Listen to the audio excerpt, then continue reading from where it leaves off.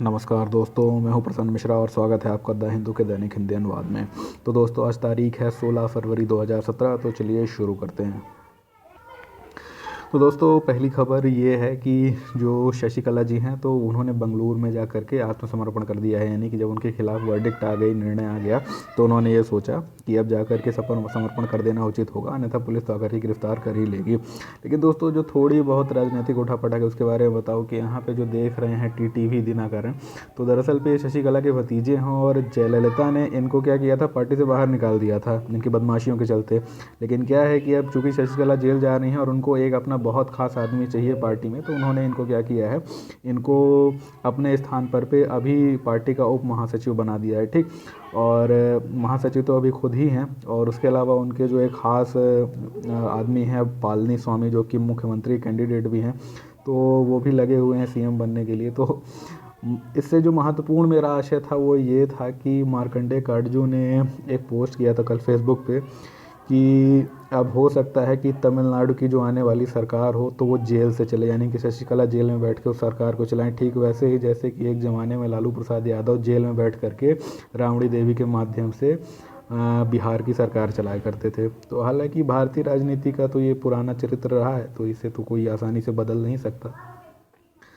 तो दोस्तों, जो दूसरी महत्वपूर्ण खबर है वो ये है कि constitution bench to hear Delhi centre turf dispute, यानी कि दिल्ली और केंद्र सरकार के बीच जो एक विवाद चल रहा है तो उसको लेकर के एक संवैधानिक पीठ बनाने पर हो सकता है विचार किया जाए। ऐसा क्यों है दोस्तों? इसलिए है कि जो दो जज इस मामले की सुनवाई कर रहे थे तो उन्होंने इस मामले को एक संवैधानिक पीठ के लिए रेफ़र कर दिया है, यानी कि भेज दिया है। तो अब अगर इसमें एक संवैधानिक पीठ बन जाएगी तो वो क्या करेगी, वो संविधान की व्याख्या करेगी अपने अनुसार कि जो दिल्ली के लिए प्रावधान किए गए हैं वो किस प्रकार के हैं। अर्थात कि उसमें क्या लेफ्टिनेंट गवर्नर को, एलजी को यानी उपराज्यपाल को इतनी शक्ति प्राप्त है कि वो मंत्रिमंडल के, यानी कि जो दिल्ली सरकार का जो एक मंत्रिमंडल व मंत्रिपरिषद होता है उसकी बिना किसी इजाज़त के, बिना किसी एडवाइस के अपने से ही कार्य कर सके। तो दोस्तों, यहाँ पे मैं आपको सबसे पहली बात ये बता दूँ कि दिल्ली कोई राज्य नहीं है। ठीक, जो आपको लगता होगा कि दिल्ली राज्य है तो ऐसा बिल्कुल नहीं है।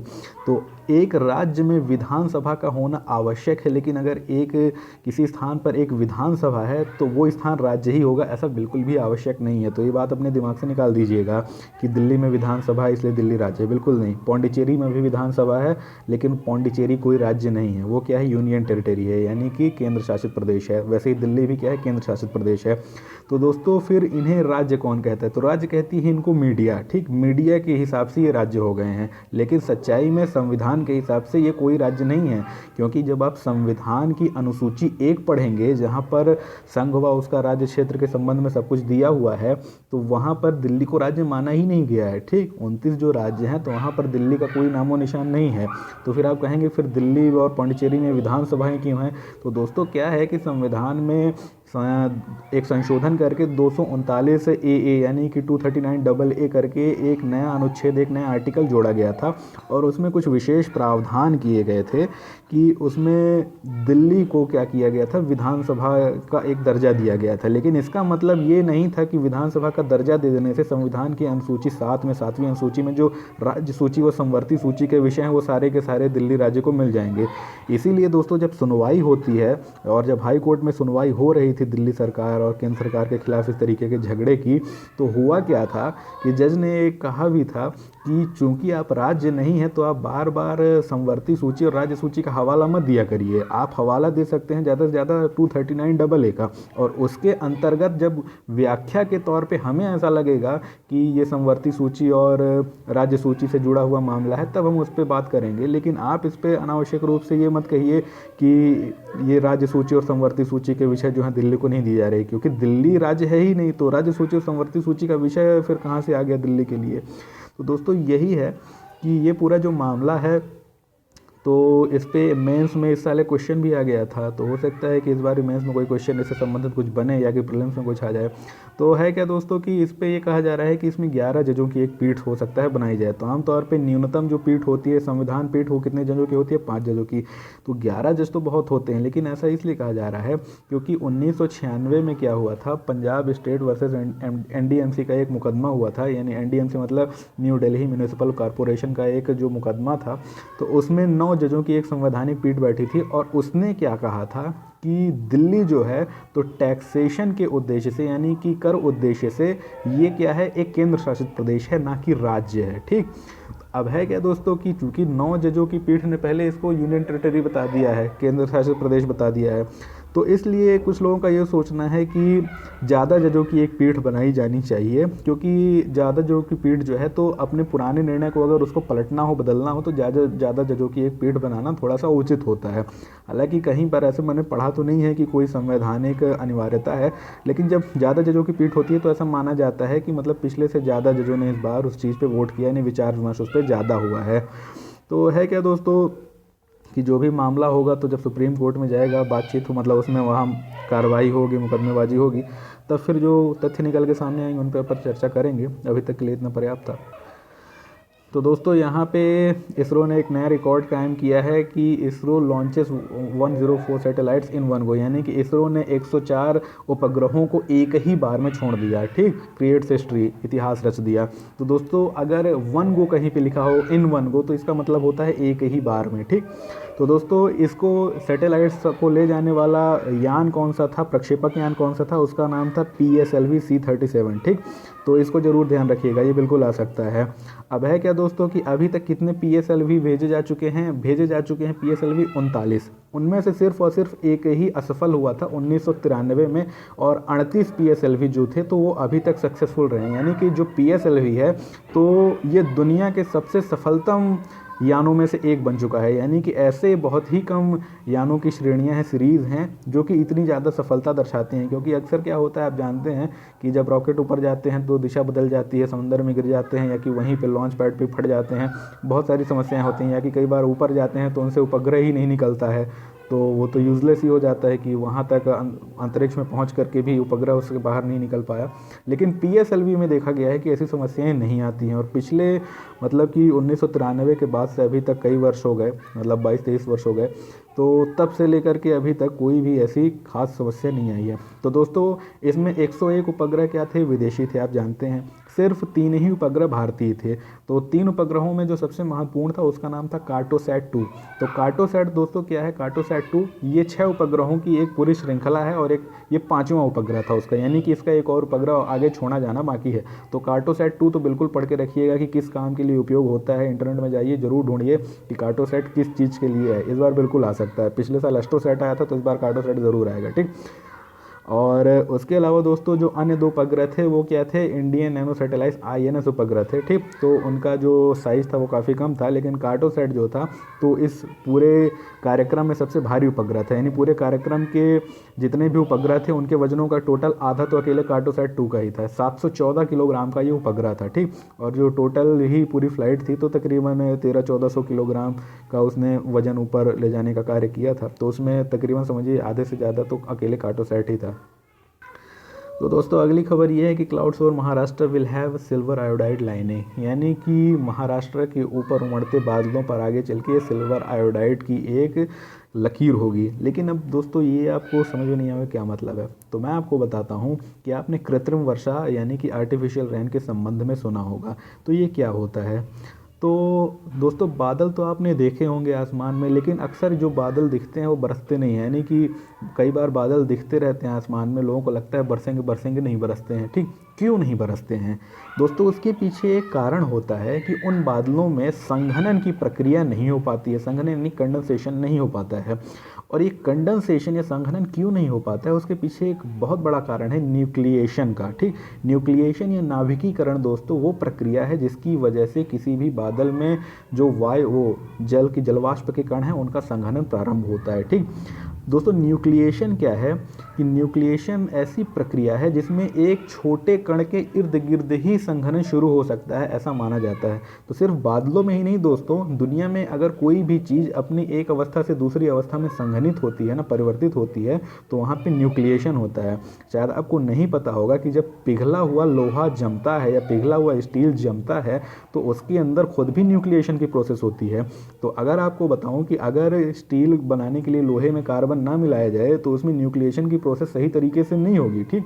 तो जब कार्बन मिला दिया जाता है तो जो छोटे छोटे कार्बन के कण होते हैं ना, तो वही किसका, नाभिक का यानी न्यूक्लियस का कार्य करते हैं। यानी कि जो स्टील के यानी कि आयरन के Fe के अणु हैं तो वो कार्बन यानी C के अणुओं के इर्द गिर्द क्या होते हैं, संघनित होना शुरू हो जाते हैं, ठीक। वैसे ही दोस्तों क्या होता है कि जो जलवाष्प है वो क्या है, वो तो H2O है। तो H2O के जो अणु हैं तो वो किसके इर्द गिर्द जमते हैं, किसी धूल के कण के, ठीक। तो आमतौर पे दोस्तों जो प्राकृतिक वर्षा होती है तो उसमें आपको पता होगा कि धूल के कण भी बादलों के पास पास होते हैं, आसमान में होते हैं, और उन्हीं के इर्द गिर्द, धूल के कणों के इर्द गिर्द ही क्या होती हैं कि पहले बहुत छोटी छोटी ड्रॉपलेट्स यानी छोटी छोटी बूंदें बनती हैं, और उन्हीं के इर्द गिर्द फिर और ज़्यादा बूंदें इकट्ठा होकर के बड़ी बूंदें बन जाती हैं। अब ये बड़ी बूंदें जो है तो तापमान पर निर्भर करता है कि अगर तापमान वहाँ का काफ़ी कम हुआ तो ओले बन जाती हैं, और अगर तापमान थोड़ा सा ज़्यादा हुआ तो पानी की बूंदों के रूप में ही संघनित होकर के नीचे वर्षा कर देती हैं, ठीक। अब है क्या दोस्तों कि जब कभी भी ऐसी समस्या आ जाए कि धूल के कण जो हैं तो तापमान को इतना कम ना कर पाएँ जिसकी वजह से वहाँ पर संघनन की प्रक्रिया हो ही ना और बादल बरसे ही ना, तो ऐसी स्थिति में क्या है दोस्तों, हम क्या करते हैं कि सिल्वर आयोडाइड और पोटेशियम आयोडाइड या कि द्रव प्रोपेन, इन सारी चीज़ों का एक मिश्रण बना करके हम उसको जा करके बादलों के ऊपर छिड़क देते हैं, ठीक। और साथ ही उसमें क्या होता है दोस्तों, उसमें ड्राई आइस यानी कि ठोस कार्बन डाइऑक्साइड होता है। तो आपको पता है ना कि ड्राई आइस मतलब होता है ठोस कार्बन डाइऑक्साइड। अगर कार्बन डाइऑक्साइड को आप जमा डालेंगे तो वो क्या बन जाएगा, ड्राई आइस या शुष्क बर्फ बन जाएगा। तो है क्या दोस्तों कि इन सारी चीज़ों से ड्राई आइस को मिला करके क्या किया जाता है, उसको इस बादलों के ऊपर छिड़का जाता है। जब छिड़का जाता है तो इससे दो कार्य होते हैं, एक तो तापमान को काफ़ी गिरा देता है, और दूसरी बात न्यूक्लिएशन के लिए, नाभिक के लिए वहाँ पे धूल के कणों की बजाय सिल्वर आयोडाइड के कण आ जाते हैं, जो कि तापमान को और ज़्यादा गिरा करके क्या करते हैं, उनको न्यूक्लिएशन की प्रक्रिया में ला करके संघनित कर देते हैं, जिसकी वजह से जो बादल हैं बरस जाते हैं। अब ये तो मैंने आपको पूरा उसका वैज्ञानिक तर्क बताया कि कैसे कैसे होता है, हालांकि इसमें इतना कुछ दिया नहीं था, लेकिन मुझे लगा कि आपको समझाने के लिहाज से ये काफ़ी आवश्यक है बताना। तो दोस्तों है क्या कि इसका प्रयोग कहाँ किया गया था, तो जब बीजिंग ओलंपिक होने वाला था तो ये लगा चीन को कि हो सकता है कि बारिश हो जाए जिस दिन ओलंपिक का उद्घाटन है। तो उन्होंने क्या किया कि उद्घाटन के ठीक पहले बीजिंग के आसपास जितने भी उनको बादल दिखे उन सब में उन्होंने क्या किया कि ये पूरा सिल्वर आयोडाइड और शुष्क बर्फ का मिश्रण उनके ऊपर छिड़क दिया। उसकी वजह से आसपास के जितने भी बादल थे, क्लाउड थे, वो सारे संघनित होकर के बरस गए। और जब पहले ही समय के पहले ही वो सारे बरस गए तो जिस वक्त वहाँ पे उद्घाटन का कार्यक्रम हुआ बीजिंग ओलंपिक का, तो वहाँ कोई बादल ही नहीं थे जो कि बरस सकते, यानी उनको पहले ही बरसा डाला गया। तो दोस्तों यही है कि जब वहाँ पे इस कार्य के लिए बरसा लिया गया तो ये कहा गया महाराष्ट्र की सरकार के द्वारा कि क्यों ना एक काम ऐसा किया जाए कि अगर चीन वाले उस चीज़ के लिए बरसा सकते हैं खेल को बचाने के लिए, तो हम क्या अपने यहाँ किसानों की सूखा की समस्या दूर करने के लिए नहीं बरसा सकते। तो दोस्तों क्या है कि ये 250 करोड़ का एक पूरा प्रोग्राम होगा, 250 करोड़ रुपए का, और इसमें दरअसल पे पूरा अभी एक्सपेरिमेंटल स्टेज है, इसको हम नहीं कह सकते कि एकदम कार्य रूप में आ ही जाएगा। इसमें अभी पूरा एक्सपेरिमेंट होगा और देखा जाएगा कि ये कितना ज़्यादा सक्सेसफुल है, ठीक है। और अगर ये अच्छा खासा सक्सेसफुल मतलब जाना जाता है, प्राप्त होता है, तो जाहिर तौर पे फिर क्या होगा, आगे चल के इसको बाकी इलाकों में भी इम्प्लीमेंट किया जाएगा। तो दोस्तों यहाँ पे बता दूं कि ये महाराष्ट्र सरकार की अपनी तरफ से एक योजना तो है, लेकिन साथ ही साथ जो भारत सरकार का जो अर्थ साइंसेज मिनिस्ट्री यानी कि पृथ्वी विज्ञान मंत्रालय है, तो वो भी इसमें सहयोग कर रहा है और इसके अध्ययन में सबसे ज़्यादा सहयोग उसी का है। तो दोस्तों क्लाउड सीडिंग बहुत महत्वपूर्ण विषय है, तो प्रीलिम्स में तो इसमें क्वेश्चन बिल्कुल बन सकता है कि ये कैसे कैसे होती है। यहाँ पे जो आपको 4 स्टेप लिखे हुए दिख रहे हैं, तो ये सारा मैंने आपको समझा ही डाला कि ये कैसे होता है, इससे बल्कि ज़्यादा ही स्टेप आपको मैंने बता दिए। लेकिन दोस्तों ये बता दूं कि ये प्रीलिम्स में, मेंस में तो आ सकता है, इसके अलावा जो स्टेट पीएससी के एग्ज़ाम है उनमें जो साइंस का पेपर होता है वहाँ तो ये बिल्कुल आ सकता है, तो इसको तो पढ़ के ही रखिएगा। तो दोस्तों यहाँ पे एक नाम आ रहा है निक्षय, तो इसको याद रखिए कि निक्षय क्या है। तो निक्षय एक सॉफ्टवेयर है जिसका कि क्या काम होता है कि ट्यूबरकुलोसिस यानी कि टीबी के जितने भी मरीज प्राइवेट अस्पतालों में अपना इलाज कराते हैं तो उन मरीजों का जो सारा डाटा होता है तो प्राइवेट अस्पतालों को सरकार को भेजना पड़ता है। ठीक, तो सरकार को भेजने के लिए जो एक सॉफ्टवेयर इस्तेमाल किया जाता है तो उस सॉफ्टवेयर का नाम रखा गया है निक्षय, यानी कि उसी निक्षय सॉफ्टवेयर के माध्यम से उस पेशेंट की, उस मरीज की सारी जितनी रिकवरी हो रही है, कितना ठीक हो रहा है, पहले कितनी समस्या थी अब कितनी कम हुई है, इन सारी चीज़ों का जो आंकड़ा है तो प्राइवेट अस्पतालों के द्वारा किसको भेजा जाता है, सरकार को, यानी स्वास्थ्य मंत्रालय को।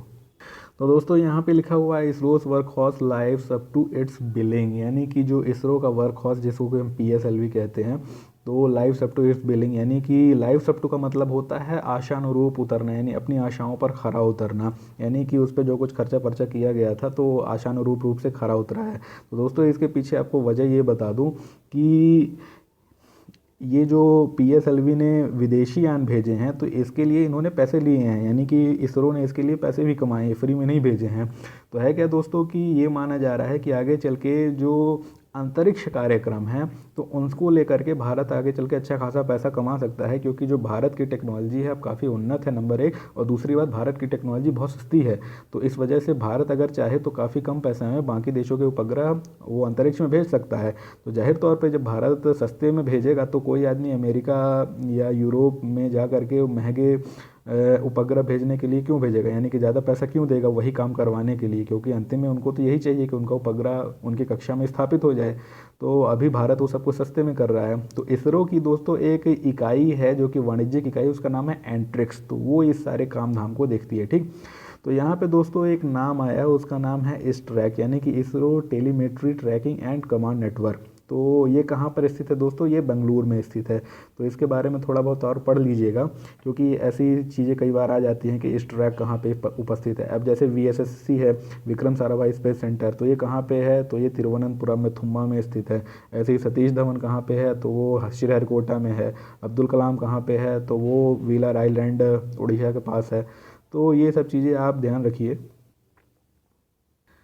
तो दोस्तों यहाँ पे लिखा हुआ है कि Jaishankar to discuss Hasina visit, यानी कि एस जयशंकर जो है तो शेख हसीना की या भारत यात्रा के बारे में चर्चा करेंगे। तो दोस्तों इसके बारे में मैंने आपको पहले ही बता दिया था कि तीस्ता नदी जल विवाद तो वैसे भी हल नहीं हुआ, तो उसके लिए एक रिप्लेसमेंट पैकेज, यानी कि उसकी जगह पे वो एक नया पैकेज बनाया जा रहा है, वो गंगा में एक बैराज बनाने का। तो बैराज बनाने के लिए उससे क्या होगा कि उस वक्त जब गंगा में पानी कम हो जाता है और ज़्यादातर पानी सब फरक्का बराज में रोक लिया जाता है, तो कई बार बांग्लादेश में उन इलाकों में पानी कमी हो जाती है जहाँ से गंगा नदी बहती है। तो ये कहा जा रहा है कि वहाँ पे भी एक बराज बनाया जाएगा, ताकि जब वहाँ पे जल की अधिकता होगी तो वहाँ पे उसको संचित कर लिया जाए और बाद में जब जल की कमी हो तो उसका उपयोग किया जाए। तो है क्या दोस्तों, यहाँ पे एक चीज़ उन्होंने थोड़ी सी गलत छाप दी है, ट्रिब्यूटरीज की जगह डिस्ट्रीब्यूटरीज होना चाहिए था, यानी कि गंगा और उसकी वितरिकाएँ, लेकिन यहाँ पे उन्होंने लिख दिया है गंगा और उसकी सहायक नदियाँ। तो दोस्तों ट्रिब्यूटरी का मतलब होता है सहायक नदी और डिस्ट्रीब्यूटरी का मतलब होता है वितरिका। दोस्तों वैसे ही जब आपको पता ही है कि जब बांग्लादेश गंगा जाती है तो वहाँ पे उसकी डिस्ट्रीब्यूटरीज यानी कि वितरिकाएँ निकलती हैं, और सीधी तौर पर जो गंगा नदी का पानी है तो उसकी डिस्ट्रीब्यूटरीज में जाएगा ना, उसकी सहायक नदियों में थोड़ी जाएगा। तो उल्टी बात होगी, सहायक नदियों का पानी गंगा में आता है और गंगा का पानी फिर वितरिकाओं में बढ़ता है। तो ये आपको समझने के लिए था, गलत हो गया था तो पढ़ के कंफ्यूज मत होइएगा। अगला देखिए, यहाँ पे जो हमने ताइवान के संबंध में बात की थी वो फिर से आज उभर के आ गई कि इंडिया से delegation from Taiwan is non political, कि भारत ने कहा है कि ताइवान से आया प्रतिनिधिमंडल गैर राजनीतिक है। यानी कि मैंने आपको पहले ही बताया था, चीन इस बात को पसंद नहीं करेगा कि भारत क्यों इतना ज़्यादा ताइवान के इन नेताओं को एंटरटेन कर रहा है, इन नेताओं को तवज्जो दे रहा है, क्योंकि चीन का ये मानना है कि भारत शायद ताइवान के नेताओं को बुला करके उकसाना चाहता है कि आप जा करके अपनी आज़ादी की और मांग करो, संप्रभुता की मांग करो, दुनिया भर का नाटकबाजी करो, ताकि चीन को इस मामले में खींचा जा सके और बाकी, जिससे कि चीन दबाव में आए और बाकी मामलों में भारत के साथ समझौता करे। लेकिन चीन का कहना है कि भारत जो है तो प्लेइंग विथ फायर, यानी आग से खेल रहा है, तो उसको आग से नहीं खेलना चाहिए। जो ताइवान है वो हमेशा से चीन का हिस्सा रहा और भारत को इस बात को मान लेना चाहिए। तो भारत भी चाहता है कि जो अरुणाचल और अक्साई चीन पे चीन अपना दावा करता है तो उसके लिए हम कोई ऐसा मुद्दा ढूंढें ताकि चीन पे दबाव बनाया जा सके कि कम से कम वो अरुणाचल पे तो अपना दावा छोड़ ही दे। ठीक, तो है क्या कि इसीलिए हो सकता है कि चीन वालों को लगता है कि शायद भारत ताइवानियों को बुला करके उकसाना चाहते हैं और ये कहना चाहते हैं कि ठीक है, आप एक बार अपनी आवाज़ उठाओ तो हम आपको आगे चल के एक देश का दर्जा दे देंगे, अपनी तरफ से तो मान्यता दे ही देंगे कि ताइवान एक देश है। हालांकि भारत ऐसा नहीं करेगा, लेकिन फिर भी ये दबाव बनाने के लिए एक दूसरे के ऊपर ये कूटनीतियाँ चलती रहती हैं। तो समझ रहे हैं ना दोस्तों कि अभी आपको पता होगा कि भारत ने क्या किया था कि एक उइघुर नेता को बुला लिया था अपने यहाँ, कि वो जो है तो यहाँ की कॉन्फ्रेंस में हिस्सा लेंगे। तो चीन ने उस पर क्या किया कि काफ़ी ज़्यादा हल्ला मचाया। तो फिर उसके बाद क्या किया कि भारत ने उस उइघुर नेता को अपने यहाँ फिर बुलाने से मना कर दिया। तो है क्या दोस्तों कि उइघुर को आप जानते ही होंगे कि जो चीन का शान क्षेत्र है जिनजियांग, जहाँ पे उइघुर लोग बसते हैं, तो वहाँ पे काफ़ी ज़्यादा आतंकवादी घटनाएं चलती रहती हैं। कल ही परसों फिर वहाँ पे चाकूबाजी हुई और 5-6 लोगों की, जो चीनी हान निवासी हैं, तो चीनी हान मूल के निवासियों की वहाँ पे हत्या कर दी गई उइघुरों के द्वारा। तो उइघुरों को तो आमतौर पे चीनी आतंकवादी मानते हैं, यानी कि हैं वो चीनी ही, वो चीन के ही इलाके में रहते हैं, लेकिन उनमें से कई सारे लोग जो चीन के खिलाफ मिलिटेंसी करते हैं तो उनको वो आतंकवादी कहते हैं। और उन्हीं के एक नेता थे जो कि इस समय निर्वासित रूप से जर्मनी में रह रहे हैं। तो जब वो भारत आने के लिए उतावले थे और भारत ने कह दिया था कि ठीक बिल्कुल आ जाइए आप, हम आपको यहाँ पे कॉन्फ्रेंस में हिस्सा लेने देंगे, आप अपनी बात को दुनिया के सामने रख सकेंगे, तो चीन भड़क गया था। उसने कहा कि आप हमारे यहाँ के आतंकवादी को अपने यहाँ कॉन्फ्रेंस में बुला रहे हैं। तो यही है दोस्तों कि इस तरीके की कूटनीतियाँ चलती रहती हैं एक दूसरे के ऊपर दबाव बनाने के लिए। तो दोस्तों यहाँ पे लिखा हुआ है कि help us export more to Pakistan से पंजाब, यानी कि पंजाब ने कहा है कि हमारी मदद करें ताकि हम ज़्यादा से ज़्यादा सामान पाकिस्तान को निर्यात कर सकें। तो पंजाब ने कहा कि अभी सर्जिकल स्ट्राइक और उड़ी अटैक को लेकर के दोनों देशों के बीच जो संबंध हैं बहुत ज़्यादा तल्ख हो गए हैं, जिसका कि सबसे ज़्यादा विपरीत असर पड़ रहा है उनके दोनों के बीच होने वाले व्यापार पर। तो उनका कहना है कि पंजाब वालों का कहना है, पंजाब की सरकार का, कि जो व्यापार है तो उसको फिर से शुरू किया जाना चाहिए, यानी कि जो कुछ बाधाएं उसकी वजह से आ गई हैं तो वो समाप्त की जानी चाहिए। और साथ ही साथ जो CIS है यानी कि कॉमनवेल्थ ऑफ इंडिपेंडेंट स्टेट है, तो उनके साथ भी व्यापार किया जाना चाहिए। तो ये मैंने इसलिए लिया ताकि आपको CIS के बारे में बता दूं। तो दोस्तों CIS क्या है, तो पहले आपको पता होगा कि 1991 के पहले तक जो सोवियत संघ था तो उसमें 15 संघ हुआ करते थे। उसी के टूटने के बाद वो आज की तारीख में 15 देश होते हैं। ठीक, तो वो 15 देश कौन से हैं तो उनको आप देखिएगा। उनमें से दोस्तों 3 देश हैं, एस्टोनिया, लिथुआनिया और लाटविया। इनको क्या कहते हैं, इनको बाल्टिक देश कहते हैं। क्यों? क्योंकि ये बाल्टिक सागर के तट पे उपस्थित हैं। इसके अलावा दोस्तों जो 12 देश हैं तो वो क्या कहलाते हैं, वो नॉन बाल्टिक देश कहलाते हैं। क्यों? क्योंकि ये इधर दूसरे स्थान पर स्थित हैं। तो दोस्तों इन 12 देशों का जो एक संघ है उसी को कॉमनवेल्थ ऑफ इंडिपेंडेंट स्टेट्स यानी कि CIS कहा जाता है। तो दोस्तों ये मध्य एशिया में जो 5 देश हैं, कजाकिस्तान, उज्बेकिस्तान, तुर्कमेनिस्तान, किर्गिस्तान और ताजिकिस्तान, तो ये 5 देश भी उसी CIS के हिस्से हैं। और ये पहले सोवियत संघ में हुआ करते थे, बाद में टूट करके 5 अलग देश बन गए। तो मेनली यही कहना है पंजाब का कि अगर पाकिस्तान से एक्सेस मिल जाती है तो अफगानिस्तान तो हमारे साथ ही है, तो हम मध्य एशिया यानी इन 5 देशों तक जा करके CIS के इन देशों पे अच्छा व्यापार कर पाएंगे। लेकिन क्या है दोस्तों कि आपको पता ही है कि भारत और पाकिस्तान के बीच अभी जो समस्याएं चल रही है, तो केंद्र सरकार ने कहा है कि ये अप्रोप्रिएट टाइम यानी कि उचित समय नहीं है इन सारे मुद्दों को उठाने का, क्योंकि अभी जो हालात हैं तो वहाँ पे ऐसा बिल्कुल संभव नहीं है। तो दोस्तों अंतर्राष्ट्रीय वाले पेज में ट्रम्प से संबंधित जो खबरें हैं तो हमारे किसी काम की तो नहीं है। और आपको पता ही होगा कि उनके जो NSA नेशनल सिक्योरिटी एडवाइज़र हैं तो उन्होंने इस्तीफ़ा दे दिया है। उसके पीछे कारण ये माना जा रहा था कि उन्होंने जो रूसी दूत थे यानी कि रशियन एम्बेसडर थे, उनसे कई सारी जो बातें हुई थी उनको उपराष्ट्रपति माइक पेंस से छुपाया। तो दोस्तों जो उपराष्ट्रपति होता है तो वो क्या होता है, वो तो राष्ट्रपति का खास आदमी होता है। और आपको ये भी बता दूं कि अगर बाय द वे अमेरिका में राष्ट्रपति के कार्यकाल के दौरान उसकी मृत्यु हो जाती है, उसको कुछ हो जाता है, तो ध्यान रखिए दोबारा चुनाव नहीं होता है। बचे हुए कार्यकाल के लिए वहाँ का उपराष्ट्रपति ही राष्ट्रपति का कार्य करता है। ठीक, तो होता क्या है कि जो उपराष्ट्रपति होता है तो उसको चुनाव के पहले ही राष्ट्रपति के द्वारा चयनित कर लिया जाता है कि फला को मैं अपना उपराष्ट्रपति बनाऊंगा, क्योंकि उपराष्ट्रपति वही होना चाहिए जो कि राष्ट्रपति का एक बहुत अच्छा सहयोगी हो। तो है क्या कि इस समय जो है तो उपराष्ट्रपति कौन है, वो माइक पेंस है। तो आपने देखा होगा कि जब प्रचार होता था ट्रम्प पेंस करके लिखा होता था सारे सारे बोर्ड्स में। तो पेंस कौन है? तो पेंस, माइक पेंस उपराष्ट्रपति हैं। तो है क्या दोस्तों कि जब राष्ट्रपति के पास कार्यभार बहुत ज़्यादा होता है तो वो अपने बहुत सारे काम जो होता है तो किनको दे देता है? उपराष्ट्रपति को। तो देखते रहते हैं। और उसके अलावा जो बहुत सारे जो एजेंसीज़ होती हैं, तो एजेंसीज़ जो राष्ट्रपति को रिपोर्ट नहीं कर पाती समय कमी की वजह से, तो किसको रिपोर्ट करती हैं? सीधे वो उपराष्ट्रपति को करती हैं। उपराष्ट्रपति बाद में राष्ट्रपति को आके बताते हैं। तो वही था कि ये जो थे एनएसए, तो डोनाल्ड ट्रंप ने माइक पेंस को कहा था कि आप इनसे अपडेट्स लेते रहिएगा और बाद में मुझे आप सूचित कीजिएगा। तो हुआ ये कि माइक पेंस ने इनको बताया कि ये जो माइक फ्लिन साहब हैं तो ये बदमाशी कर रहे हैं, इन्होंने बहुत सारी जानकारी हमसे छुपा ली, हमको दी ही नहीं। तो इस बात को लेकर के डोनाल्ड ट्रंप साहब जो थे वो चिंतित हुए। उन्होंने कहा कि इनको बताओ, हमने एनएसए अपना लगाया, अपना एनएसए चुना और ये बदमाशी कर रहे हैं हमारे साथ ही। तो उन्होंने दबाव बनाया कि आप इस्तीफ़ा दे दो, तो इस्तीफ़ा दिलवा लिया। तो दोस्तों यहाँ पे एक और जो छोटी सी खबर है, बहुत महत्वपूर्ण नहीं है, राजनीतिक खबर है। तो जो किम जोंग उन हैं, उनके सौतेले भाई किम जोंग नाम की हत्या हो गई है। तो आपने शायद कल परसों पढ़ा होगा। तो ऐसा माना जा रहा है कि हत्या खुद किम जोंग उन ने ही कराई है। क्यों? क्योंकि किम जोंग उन के जो पिता थे तो उनकी 4 पत्नियां थीं और 5 बच्चे थे, ठीक। उनमें पुत्र 3 ही थे और जाहिर है कि पुत्र ही जो होता है तो आमतौर पे वहाँ पे सक्सेसर यानी कि उत्तराधिकारी बनता है। अब है क्या कि किम जोंग उनके जो सबसे तगड़े खिलाफ में दावेदार थे वो कौन थे? किम जोंग नाम थे। तो ये है कि किम जोंग नाम को अभी तक, मतलब उनके ऊपर हत्या के प्रयास हुए थे लेकिन वो कई अभी तक बचते रहे थे। लेकिन इस बार क्या हुआ है कि उनकी हत्या कर दी गई है और ये माना जा रहा है कि किन्होंने की है? ये किम जोंग उनके कुछ एजेंट्स ने की है उनकी हत्या। अब है क्या दोस्तों कि अब इसके बाद कोई भी उनका दावेदार नहीं बचेगा। हालांकि ये किम जोंग चुल करके भी हैं लेकिन इनके बारे में कोई जानकारी नहीं है कि ये कहाँ हैं, कैसे हैं, ठीक। और इनके बारे में इनकी फ़ोटो तक अभी तक भी किसी को प्राप्त नहीं हो पाई। यहाँ पे आप देख रहे होंगे फ़ोटो भी नहीं इनकी। तो आपको बता दूं कि जिन लोगों ने भी किम जोंग उनके खिलाफ आवाज़ उठाई है तो उनके एक फूफा थे, जब उन्होंने आवाज़ उठाई तो उनको मरवा दिया गया। उनके एक जो रिश्ते के जीजा थे उनको मरवा दिया। यानी कि किम जोंग उन ने अपने उस किसी भी रिश्तेदार को छोड़ा ही नहीं जिन्होंने उनके खिलाफ आवाज़ उठाई थी। तो ये है दोस्तों कि जो तानाशाह हो जाता है तो बहुत क्रूर हो जाता है। अब देखिए यहाँ पे लिखा हुआ है कि Trump words commitment to 2 state solution, यानी कि ट्रंप ने द्विराज्य हल यानी कि 2 स्टेट सॉल्यूशन से अपनी प्रतिबद्धता को जो है अभी इनकार किया है, यानी उसको टाला है। तो है क्या दोस्तों कि 2 स्टेट सॉल्यूशन का मतलब क्या है?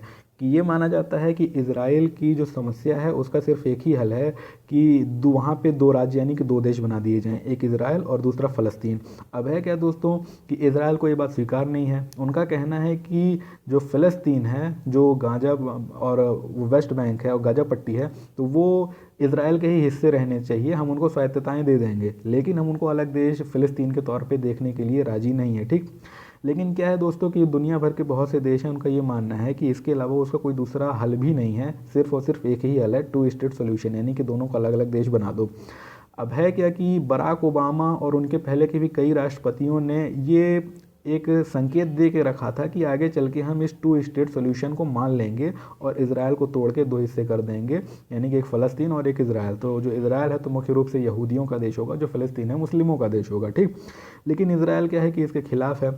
अब था क्या कि डोनाल्ड ट्रंप ने भी पहले यही कहा था कि हम 2 स्टेट सॉल्यूशन पर विचार करेंगे, ठीक। लेकिन अब क्या है कि वो इसको टालते हुए नज़र आ रहे हैं।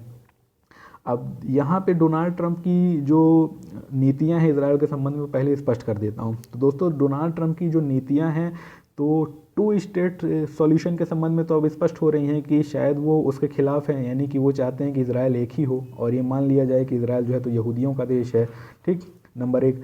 और जो दूसरी चीज़ है दोस्तों कि जो सेटलमेंट की प्रॉब्लम है, यानी कि जो यहूदियों की बस्ती मुस्लिम इलाकों में बसाई जा रही हैं, यानी कि वेस्ट बैंक, गांजा पट्टी और ईस्ट जेरूसलम में, उसमें ज़रूर डोनाल्ड ट्रंप ने वही रवैया अख्तियार किया है जो बराक ओबामा ने किया था। यानी कि डोनाल्ड ट्रंप ने कहा है इजराइल को कि आप कम से कम ये बस्तियां वहाँ पे बनाना बंद कीजिए। क्यों? क्योंकि ये वहाँ के पूरे डेमोग्राफिक स्ट्रक्चर यानी कि जनांगीय संरचना को बदल के रख देगा और सिर्फ इतना ही नहीं, आगे चल के बहुत भयंकर समस्याएं उत्पन्न करेगा, क्योंकि इससे क्लैशेस जो हैं, जो लड़ाइयाँ हैं वो आपस में और ज़्यादा बढ़ जाएंगी। तो डोनाल्ड ट्रंप ने कहा है कि हम आपका साथ ज़रूर देंगे कि 2 स्टेट सोल्यूशन से हट करके हम 1 स्टेट सोल्यूशन पे आ जाएं, लेकिन उसके लिए पहले आपको ये चाहिए कि आप वहाँ पर ये सेटलमेंट वाली समस्या को दूर करें।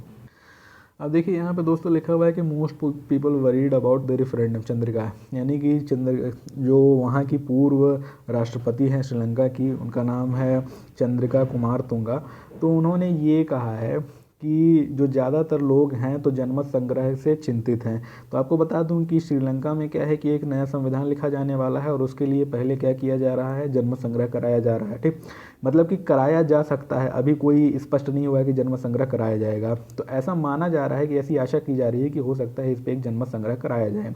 अब है क्या दोस्तों कि इस पूरे मामले में सबसे ज़्यादा विवाद इस बात को लेकर के उत्पन्न हो रहा है कि संविधान संशोधन में तमिल लोगों को ज़्यादा से ज़्यादा अधिकार प्रदान करने की बात की जा रही है। और इस बात के खिलाफ क्या है कि जो सिंघला समूह है वो खड़ा हुआ है। वो कहता है कि तमिल लोगों को बिल्कुल अलग से कोई अधिकार नहीं मिलने चाहिए, वो इस देश में बाहरी के तौर पे आए थे, वो बाहरी के तौर पे ही रहेंगे, उनको सिंघलियों के बराबर अधिकार नहीं दिया जा सकता है, इत्यादि इत्यादि इत्यादि। ठीक, अब है क्या दोस्तों कि जब रेफरेंडम होगा तो जाहिर तौर पे जो सिंघला लोग हैं तो बहुसंख्यक है, तो इसको मानेंगे कि नहीं मानेंगे। और फिर अगर सरकार उस रेफरेंडम को नहीं मानती है, अपने तरीके से कुछ नए प्रावधान ला करके संसद में पास कराने की कोशिश करती है, तो हो सकता है कि फिर से वहाँ पे दंगा फसाद शुरू हो जाए। तो क्या होगा वो तो भविष्य के गर्भ में है, देखेंगे। तो दोस्तों बिजनेस वाले पेज में आते हैं तो पहला लिखा है Trump effect, IT industry expects to log lower growth. यानी कि ट्रम्प का प्रभाव ऐसा है कि जो आईटी उद्योग है तो आशा कर रहा है कि बहुत कम ग्रोथ दर्ज होगी। कम तो लॉग मतलब को होता है दर्ज करना, तो बहुत कम वृद्धि जो है वो दर्ज की जाएगी। तो इसके बारे में तो मैं आपको पहले भी 10 बार पूरा समझा चुका हूँ कि इनको क्यों घाटा लग रहा है। दोस्तों जब इतना घाटा लग रहा है तो ग्रोथ कैसे होगी। तो दोस्तों यहाँ पे लिखा हुआ है कि exports record positive growth for 5th consecutive month, यानी कि लगातार 5वें महीने जो है तो एक्सपोर्ट ने, निर्यात ने सकारात्मक वृद्धि दर्ज की है। तो दोस्तों यहाँ पे वर्ल्ड ट्रेड ऑर्गेनाइजेशन WTO की एक रिपोर्ट है, तो उस रिपोर्ट के हिसाब से जो आयात निर्यात की एक रिपोर्ट होती है उसके लिहाज से ये कहा जा रहा है कि जो भारत का एक्सपोर्ट पॉजिटिव है, यानी कि भारत का निर्यात ज़्यादा है, आयात कम है। ठीक, जहाँ पे हमको व्यापार लाभ, व्यापार ट्रेड सरप्लस होता है, वो कौन से देश हैं, US है, यूरोपियन यूनियन है और जापान है। ठीक, और ये कहा जाता है जहाँ पे वो ऋणात्मक है तो वो है चाइना, यानी कि 1.51, वो सॉरी मैंने एक गलत बात बोल दी, यानी कि ये माना जा रहा है कि जहाँ पहले की अपेक्षा ज़्यादा हुई है ग्रोथ, यानी कि मैंने वो ट्रेड सरप्लस की बात कर दी, वो मैंने गलत बोल दिया। यहाँ पे ये कहा जा रहा है कि एक्सपोर्ट्स इज पॉजिटिव, यानी कि कहाँ पर एक्सपोर्ट बढ़ा है, किन देशों के लिए पिछले महीनों की अपेक्षा, तो वो बढ़ा है US के लिए, यूरोपियन यूनियन के लिए और जापान के लिए। ठीक, और कहाँ के लिए घटा है, तो चीन के लिए घटा, यानी कि चीन को उन्होंने नवंबर 2016 में जितना किया था तो उस हिसाब से वो कम हो गया है। तो है क्या दोस्तों कि जो मैंने बात कह दी ट्रेड सरप्लस की, तो वो तो व्यापार घाटे की या व्यापार आधिक्य की बात है, उसका इससे कोई लेना देना नहीं था, तो वो मुझे गलती से कंफ्यूज हो गया। हालांकि दोस्तों बता दूं कि पेट्रोलियम एक बहुत महत्वपूर्ण चीज़ है भारत के लिए, क्योंकि पेट्रोलियम ना सिर्फ भारत के आयात में महत्वपूर्ण स्थान रखता है बल्कि भारत के निर्यात में भी रखता है। तो आपको लगेगा वो कैसे, तो दोस्तों वो ऐसे है कि हम भले पेट्रोलियम बहुत ज़्यादा उत्पादित नहीं करते हैं अपने यहाँ, लेकिन हम बाहर से पेट्रोलियम जो है, कच्चा तेल जो है, कच्चा पेट्रोलियम वो बहुत ज़्यादा मात्रा में मंगाते हैं। और हमारे पास जो उसकी रिफाइनरी यानी कि उसके परिशोधन की जो टेक्निक है वो काफ़ी अच्छी है। और सिर्फ इतना नहीं, हमारे पास बहुत सारे प्लांट हैं जो कि ऑयल रिफाइनरी का यानी कि ऑयल रिफाइनिंग का काम करते हैं। तो दोस्तों ये जो तेल परिशोधनशालाएं हैं ना, ये इतनी ज़्यादा मात्रा में उस कच्चे तेल से अंतिम पदार्थ बनाती है, डीजल, पेट्रोल, केरोसिन और एस्फाल्ट, ये सब इतनी ज़्यादा मात्रा में बनाती हैं कि हमारे देश के उपयोग से कहीं ज़्यादा हो जाता है। तो हम क्या करते हैं, इस अंतिम पदार्थ को निर्यात करते हैं। यानी कि वो सभी देश जिनके पास पेट्रोलियम से इस तरीके के पदार्थ बना पाने की, उसको प्रभावी रूप से आश्रित कर पाने की क्षमता नहीं है, तो उनको हम क्या करते हैं, ये एक्सपोर्ट करते हैं। और आपको पता नहीं होगा कि हमारा इससे काफ़ी ज़्यादा लाभ होता है, यानी कि हमारे एक्सपोर्ट में पेट्रोलियम पदार्थ भी काफ़ी मात्रा में होते हैं। तो यहाँ पे दोस्तों लिखा हुआ है कि Bajaj auto goes BS4 says in force deadline, यानी कि है क्या दोस्तों कि जो बजाज ऑटो है तो वो भारत स्टेज 4 मानकों को अब ग्रहण करेगा। तो ये कहा जा रहा है कि 1 अप्रैल 2017 से वो भारत स्टेज 4 मानकों के हिसाब से वो अपने वाहनों को बाजार में उतारेगा। तो दोस्तों मैं आपको बताऊं कि भारत स्टेज 4 क्या है। भारत स्टेज 4 दोस्तों एक ऐसा मानक है जो कि ये निर्धारित करता है कि कोई भी वाहन जो है तो वो कितना प्रदूषण करेगा। ठीक, हालांकि दोस्तों ये काफ़ी पुराना मानक है और कहा जा रहा है कि आगे चल के 2020 तक भारत स्टेज 6 मानकों को लागू कर दिया जाएगा।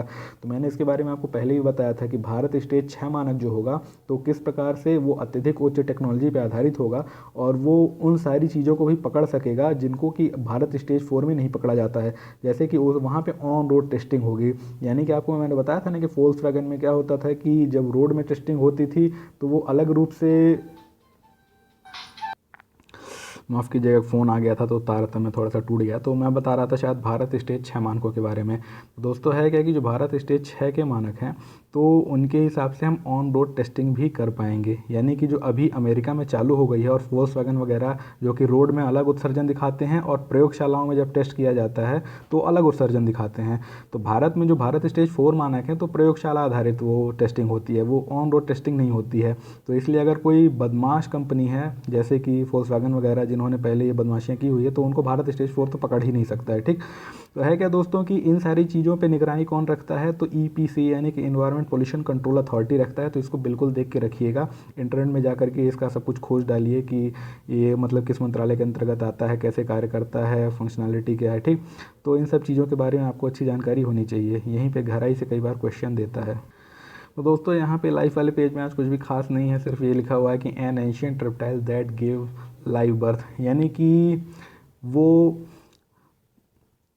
प्राचीन रेप्टाइल या प्राचीन सरीसृप जिसने कि जीवित बच्चे को जन्म दिया, यानी कि हो सकता है कि पहले सिर्फ अंडे दिए जाते रहे हों। ठीक, तो जीवित बच्चे को जन्म देने वाला पहला जो रेप्टाइल था, पहला सरीसृप जो था, तो उसके बारे में खोज की गई है, यानी कि उसके जो जीवाश्म हैं तो कुछ पुरातत्व शास्त्रियों को मिले हैं। अब ये देखिए खबर ऐसी है कि ये आपकी किसी भी काम की नहीं है। ठीक, लेकिन मैं ये इसलिए आपको बता रहा हूँ ताकि आपको ये पता चले कौन सी खबर पढ़नी चाहिए, कौन सी खबर नहीं पढ़नी चाहिए। कई सारे लोगों को लगे कि ये तो बड़ी महान वैज्ञानिक खोज है, इसके बारे में पढ़ना चाहिए।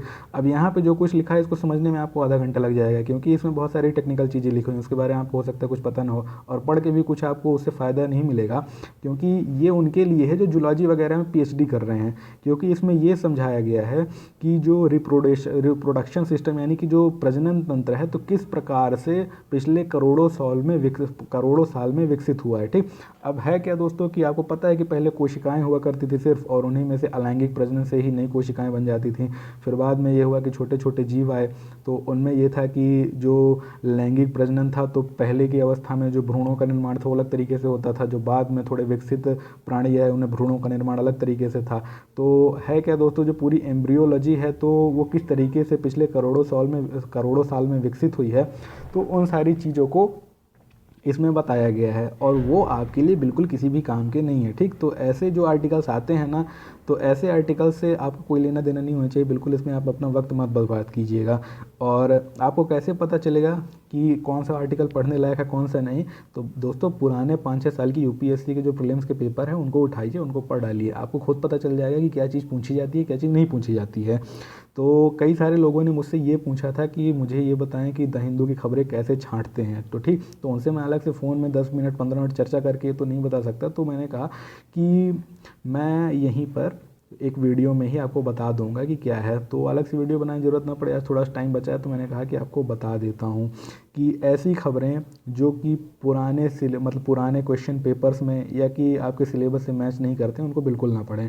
अब हालांकि क्या है कि सिलेबस तो प्रीलिम्स का जो है तो खाली लिख दिया सामान्य विज्ञान, ठीक, अब उसमें तो कुछ भी आ सकता है, तो लोग कुछ भी पढ़ते रहते हैं। तो वहाँ पे दोस्तों ये होता है कि सिलेबस में अगर स्पष्ट नहीं है तो आप पेपर देखिए पुराने 5-6 साल के, और वहाँ पाएंगे कि इस तरीके का कोई भी आर्कियोलॉजी से संबंधित क्वेश्चन नहीं आया है कि ऐसा कोई अनाप शनाप का चीज़ पूछा जाए। ठीक, उसमें जो आता है दोस्तों तो उन स्पीशीज़ के बारे में, उन प्रजातियों के संबंध में आता है जो कि आमतौर पे अभी इंडेंजर्ड हैं, संकटापन्न हैं या विलुप्त हो रही हैं। तो वहाँ पे आप जितनी भी खाराई ऊँट है, ड्यूगोंग है, ये सारी जो प्रजातियाँ पाएंगे तो ये सब उनसे संबंधित होता है। ये सब प्रजातियाँ नहीं आती जो ख़त्म हो चुके हैं करोड़ों साल पहले। ठीक, तो दोस्तों ये बताना चाहता हूँ कि 19 तारीख को मेरा एक पेपर है, तो कल मैं दिल्ली से निकल रहा हूँ, तो हो सकता है कि कल और परसों यानी कि 17 और 18 की जो वीडियोस हैं तो अपलोड नहीं कर पाऊँ। हालांकि मैं पूरी कोशिश करूँगा वक्त निकालने की, उनको अपलोड कर देता हूँ, लेकिन अगर मान लीजिए नहीं कर पाता हूँ तो आप चिंतित मत होइएगा, इंतज़ार मत कीजिएगा, क्योंकि जब 19 को मेरा पेपर हो जाएगा तो मैं कोशिश करूँगा कि 17-18 का एक पूरा सारांश बना करके उसका वीडियो मैं अपलोड करके आपको दे दूँगा, फिर 19 का भी तो डाल ही दूँगा।